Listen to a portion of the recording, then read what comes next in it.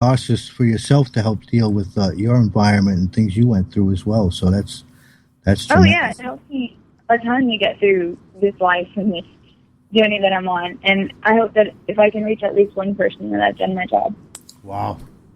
See that?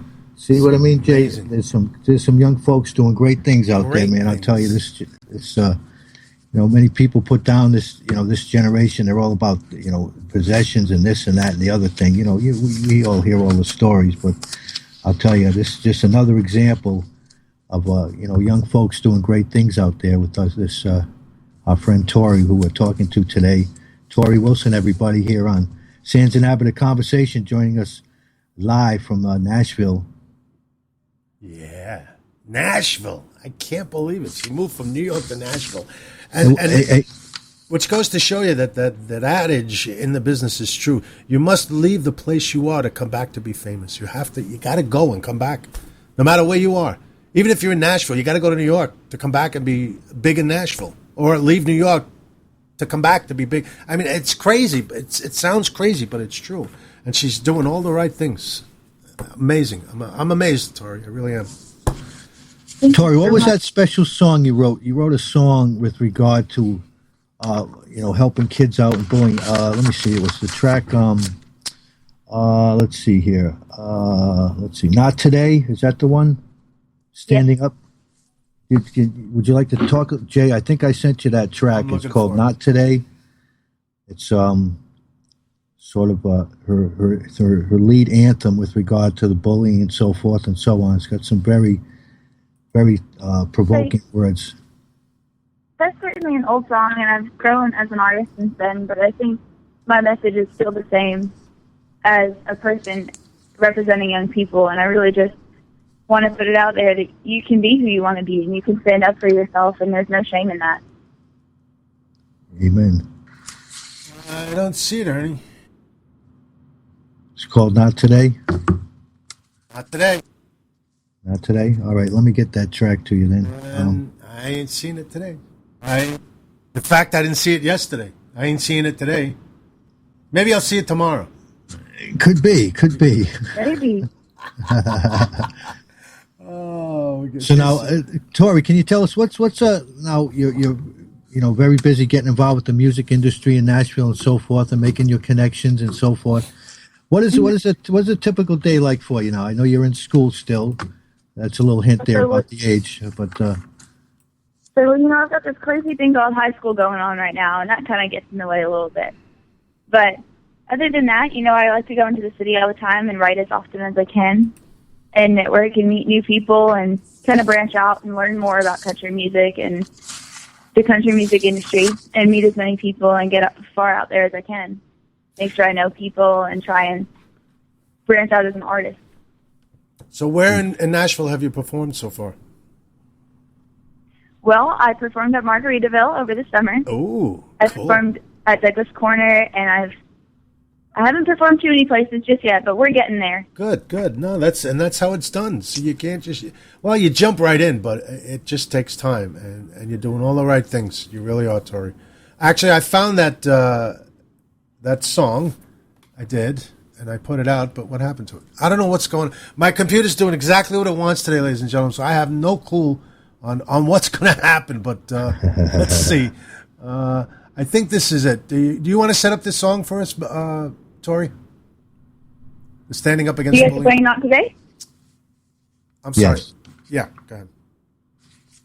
Well, my friend is really just a message for me as my younger self and myself today, even though I've grown. It's a message to tell people that this is who I am, and I'm going to stand up for myself, and I'm going to stand tall regardless of what you say. And I can go past you being rude and mean. And it's really just kind of an anthem to yourself and knowing who you are and standing up for it. see, we need to instill confidence like that in more of our young, especially young girls and women who, many times through, many different venues get put down and so forth and so on. So I think, to be strong like you are sounding, Tori, I think is, a good message, and somewhere I'd like to see all our young ladies get to at some point. I have a question, and then I'm going to play the song, Tori. It's kind of a serious question. You were bullied as a younger adult. What is it about the person being bullied that allows the bullier or what they're saying to touch them so deeply? Really, when a bully bullies you, it's kind of like they plant a seed. And how you react to that is kind of you watering it, or whether you just leave it there and let it disappear, you know? Mm-hmm. Is that when you water it, you let it grow, and you let it fester, and it kind of gets to you, and it brings you out there, and it brings you to a place that you never really want to be. But if you don't really give in to them, and you don't show them that it bothers you, it kind of just sits there, and eventually they give up, and they don't see the point in bullying you because you don't give them what they want. There you go. Very smart. Good answer. Very well said, see?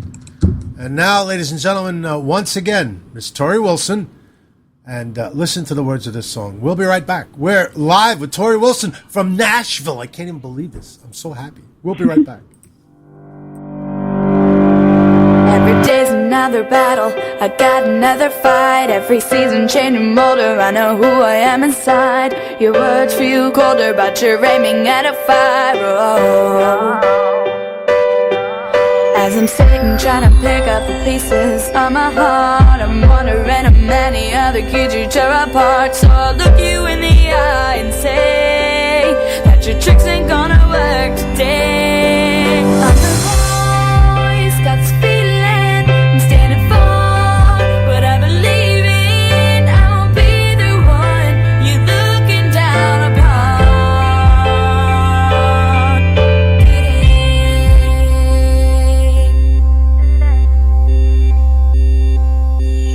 I don't try to please my critics every second of my life. Not a show for you to comment on, so just no waste your time. I'm too good, and you know it, so I'll walk away with pride.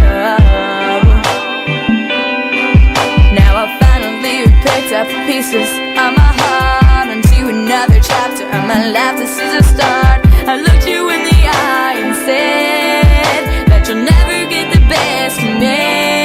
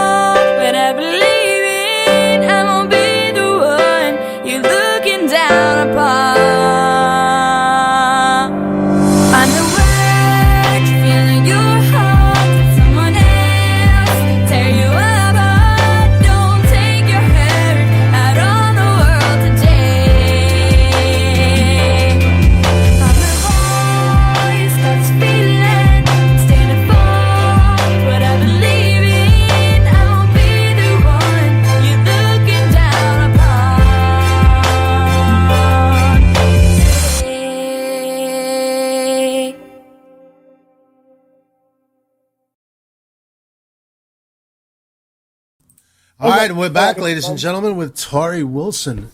That song she wrote when she was 8 years old, and the distinction between where she was and where she is now is completely different. She's gone away from the pop stuff and gone directly after what she's... I mean, at 11, when she did the video for this song, has changed. Well, she's 15 now. Let's get that out in the open now. She's only 15 years old. But she's gone from pop music into a genre that takes years to I mean, not even, I can't even explain this to anybody. I don't even know how to do this, Tori. So I'm just going to leave it to you.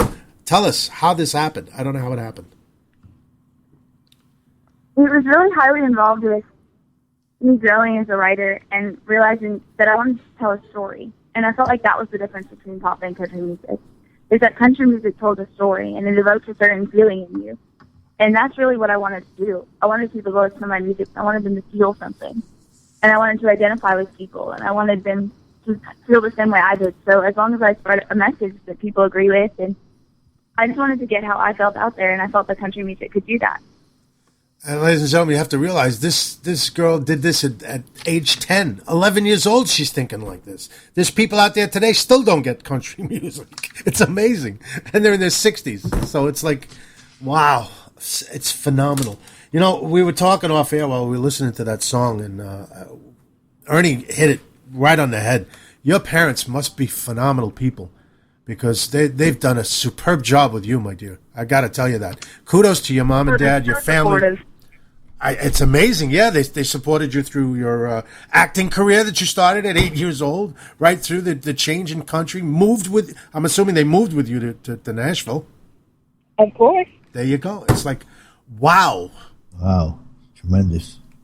I want you. Will they adopt another child? Can I be one? I want to be their son. Can I be a son? Ask when you get a chance. You let me know. I want to be a son. You got it.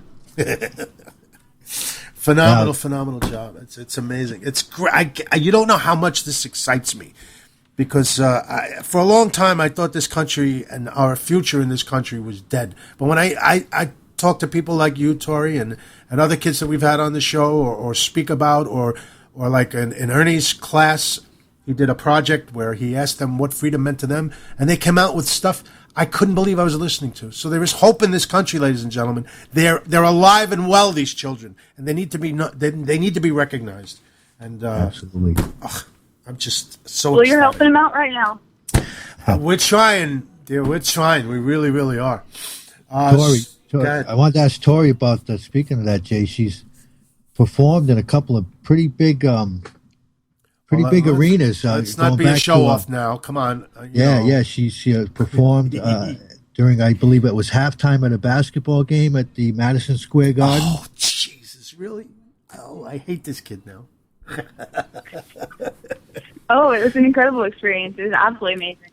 I hope to return there one day, headlining my own tour. There you go, right in the middle of the city, right? Madison Square Garden. How did that feel?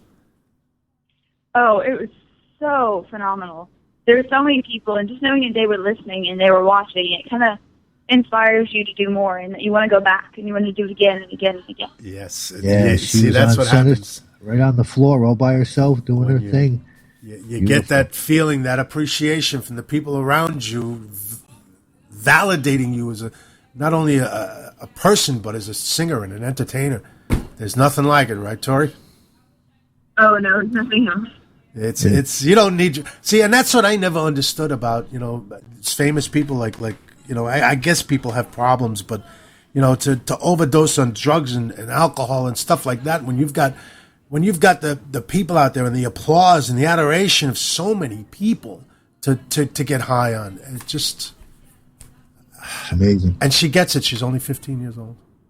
Jay, she's also performed at the Apollo Theater. Oh, shut up, Ernie Abbott.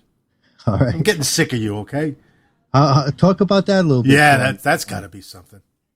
That legendary theater. The Apollo Theater was a great experience. It was this really intimate environment, in my opinion, and I really felt like everybody there loved music, and their love for music was incredibly strong, and it helped them bond together as a family at the Apollo.